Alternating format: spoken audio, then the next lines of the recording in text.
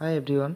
Today we are going to discuss about a very interesting topic, the first chapter of economics, class 9, the story of Palampur. The story of Palampur village में इसमें बहुत ज़्यादा कुछ पढ़ना नहीं है।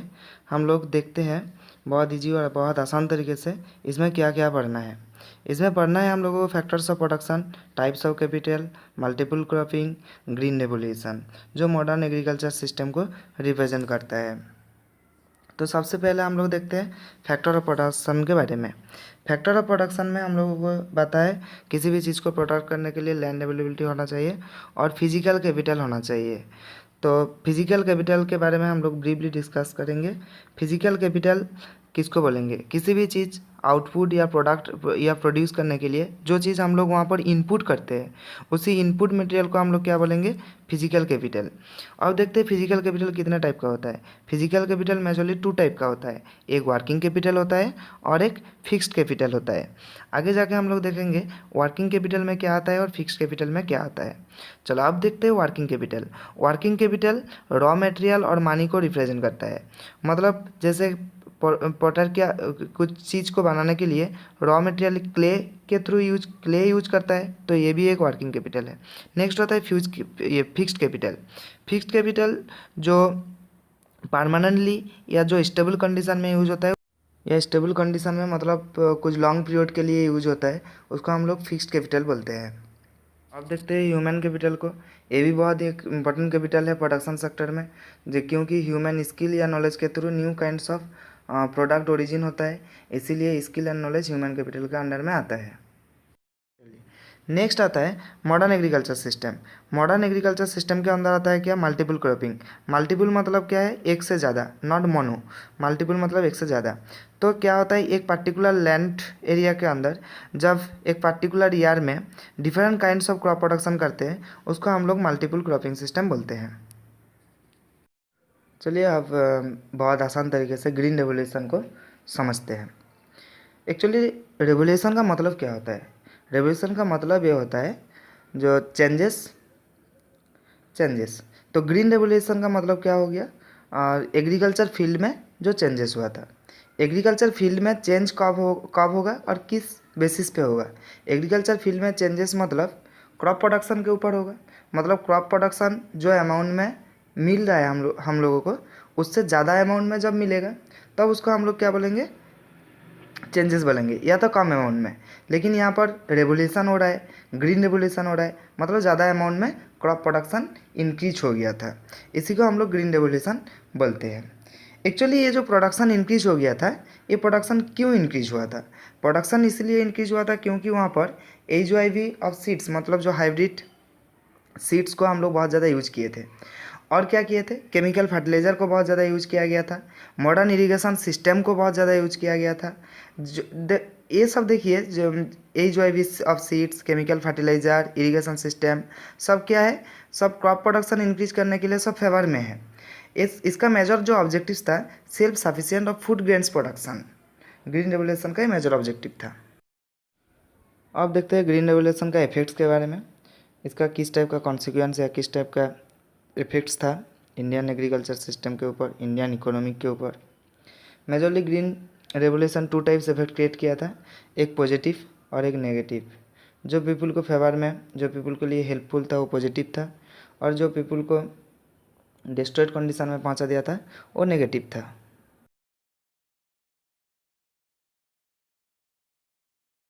अब सबसे पहले देखते हैं पॉजिटिव इम्पैक्ट में क्या आया था। पॉजिटिव इम्पैक्ट में सबसे पहला पॉइंट है प्रोडक्शन इंक्रीज। मतलब ग्रीन रेवोल्यूशन में क्रॉप प्रोडक्शन बहुत ज़्यादा इंक्रीज हुआ था। मैं पहले बता दिया हूँ, राइस और व्हीट प्रोडक्शन का बहुत ज़्यादा इंक्रीज हुआ था।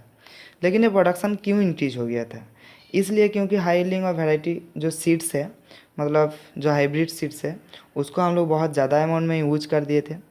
बायो जो फर्टिलाइज़र था, वो बायो फर्टिलाइज़र का प्लेस में केमिकल फर्टिलाइज़र एग्रीकल्चर लैंड में बहुत ज़्यादा यूज किया गया था, जो प्रोडक्शन इंक्रीज करने के लिए बहुत हेल्प किया था।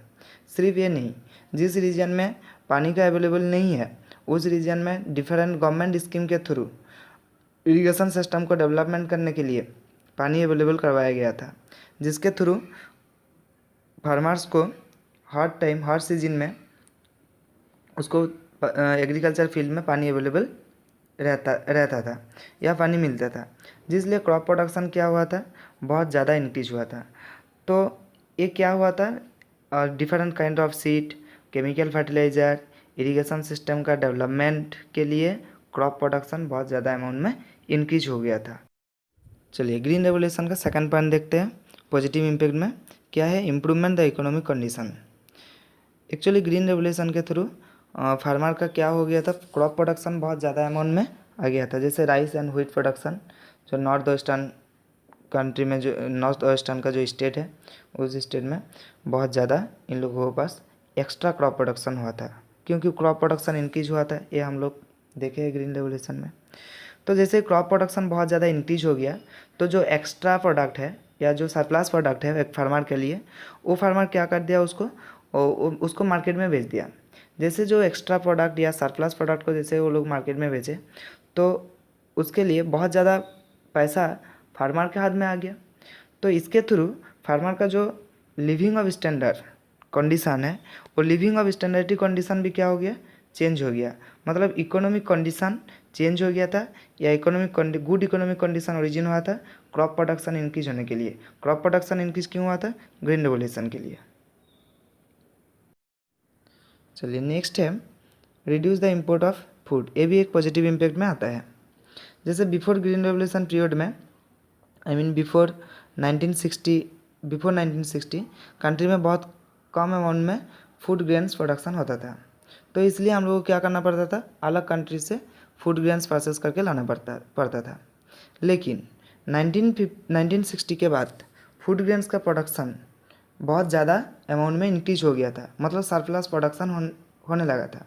इसलिए हम लोगों को फूड ग्रेन्स को और इम्पोर्ट करना नहीं पड़ा। मतलब हम लोग फूड ग्रेन्स को इम्पोर्ट करना बहुत कम कर दिए, क्योंकि सरप्लस प्रोडक्शन के लिए। तो चलिए आप देखते हैं हम लोग ग्रीन रेवोल्यूशन का नेगेटिव इम्पैक्ट क्या था। नेगेटिव इम्पैक्ट का मतलब बैड इफेक्ट क्या था। सबसे पहले क्या आ रहा है, soil erosion and soil pollution. हम लोग ये देखें ग्रीन रेवोल्यूशन के थ्रू केमिकल फर्टिलाइज़र बहुत ज़्यादा यूज हुआ था। डिफरेंट प्लेस में इरिगेशन सिस्टम बहुत डेवलप्ड हो गया था, जिसलिए soil pollution and soil erosion भी बहुत इंक्रीज हो गया था। क्योंकि जिस रीजन में बहुत ज़्यादा इरिगेशन होगा, उस रीजन में सॉइल का जो पीएच वैल्यू है, वो पीएच वैल्यू बहुत ज़्यादा डिक्रीज हो जाता है। और जिस रीजन में बहुत ज़्यादा chemical fertiliser, different kind of chemical fertiliser use होने के लिए, उस रीजन में सॉइल का जो क्वालिटी है, उस सॉइल का क्वालिटी भी डिक्रीज होता है। मतलब सॉइल पोल्यूशन बहुत इंक्रीज हुआ था ग्रीन रेवोल्यूशन के लिए। सिर्फ ये नहीं, सॉइल पोल्यूशन के साथ साथ सॉइल इरोशन भी हुआ था। मतलब सॉइल इरोशन क्या होता है, जब सॉइल एक प्लेस से दूसरे प्लेस में ट्रांसफ़र हो जाता है।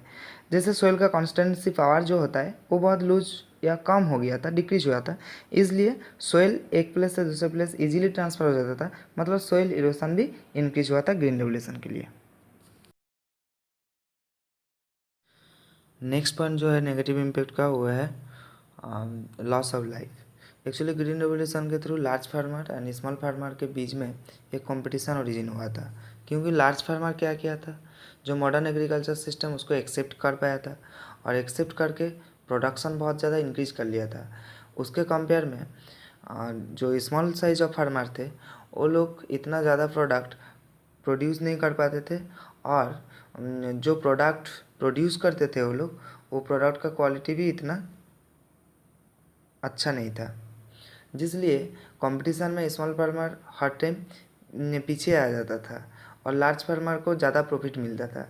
इसलिए स्मॉल फार्मर को ज़्यादा प्रॉफिट नहीं मिलने के काजेस में वो लोग क्या है, कोई सुसाइड कर लेते थे, कोई जान गंवा देते थे।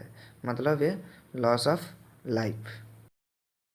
नेक्स्ट है loss of genetic diversity. Actually green revolution के थ्रू हम लोग बहुत ज़्यादा केमिकल फर्टिलाइज़र यूज़ किए थे, तो केमिकल पेस्टिसाइड यूज़ किए थे, जिसलिए ये नेगेटिव इम्पैक्ट बहुत ज़्यादा इंसेक्ट्स या बहुत ज़्यादा बर्ड्स के ऊपर नेगेटिव इम्पैक्ट क्रिएट किया था, जिसके लिए बहुत ज़्यादा अमाउंट में एनिमल या प्लांट जो जेनेटिक डाइवर्सिटी होता है, वो डिस्ट्रॉयड हो गया था।